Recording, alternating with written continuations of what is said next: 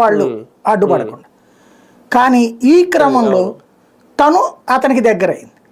అది క్లియర్గా అమ్మాయి చూపెడుతున్న వీడియోలు తనే చెప్తుంది కదా, గొలుసులు వేయటము లేకపోతే ఇది. కాకపోతే ఏమైందంటే ఇప్పుడు ఇదివరకటికి ఎప్పటికీ ఒక తేడా అలా ఏంటంటే, పాత రోజుల్లో ఇట్లాంటి కేసులు అమ్మాయి ఆరోపిస్తే అమ్మాయిని ఓ వ్యభిచారిగా చిత్రీకరించేవాళ్ళు, కోర్టులో కూడా తేలేది కాదు. ఇవాళ రోజున ఈ సెల్ ఫోన్లు వచ్చి ఈ సెల్ ఫోన్లో సరదా పడతాం, వీడియోలు కానీ ఫోటోలు కానీ, ఈ సరదా ఎక్కువైంది. ఇదివరకంటే ఫోటో సపరేట్గా తీయించుకోవాలి, ఇప్పుడు అట్లా కాదు. సెల్ ఫోన్ చేతికి వచ్చిన తర్వాత ఏది ఇట్టాగా పెట్టి ఒకళ్ళు ఇట్లాంటి ఫోటోలు తీసేసుకుంటూ ఉంటారు. 24 గంటలు ఫోటోలు తీసి, అదేదో ఫోన్ అంటే మాట్లాడుకోవడానికి కాదు, తీసుకోవడానికి అన్నటువంటి కోణంలో, అది నేను ఖాళీగా ఉన్నప్పుడు చూసుకుంటాలే బావా లాంటివి మాట్లాడుకుని తీసుకునేవాళ్ళు వాళ్ళు అంతమంది ఉంటారు.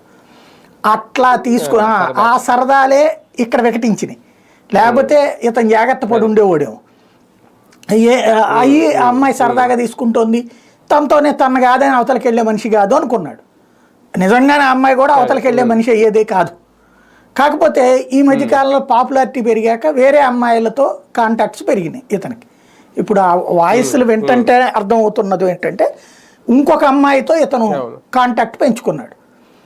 ఆ పెంచుకున్న ఆ అమ్మాయితో కూడా నేను గడుపుతాను అని చెప్పి ఈ అమ్మాయి బెడ్రూమ్లోనే ఈ అమ్మాయిని కాపలా పెట్టి అమ్మాయిని బెడ్రూమ్లోకి తీసుకుపోయాడు.